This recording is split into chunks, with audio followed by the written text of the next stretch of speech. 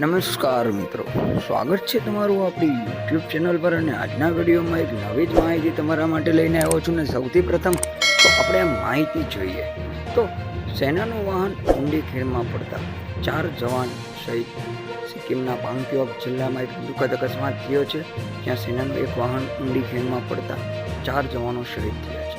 સેનાનું વાહન ઉબડ-ખાબડ પહાડી રસ્તા પરથી પસાર થઈ રહ્યું હતું ત્યારે આ અકસ્માત થયો હતો.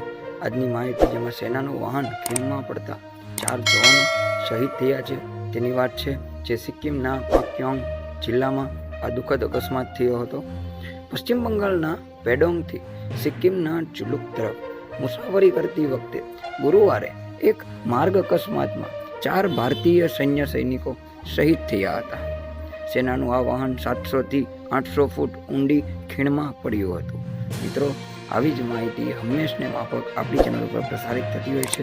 જો તમને આપણી ચેનલ પરના વિડીયો પસંદ હોય તો તમે આપણી ચેનલને સબસ્ક્રાઈબ કરી લો, નોટિફિકેશન બેલ આઇકન પ્રેસ કરી દો, ઓર જેથી કરીને તમને આ માહિતી ઝડપથી મળતી રહે અને તમે તમારા મિત્રોને પણ આપણા વિડીયો શેર કરી દો, જેથી કરીને તેઓને પણ આ માહિતી મળતી રહે.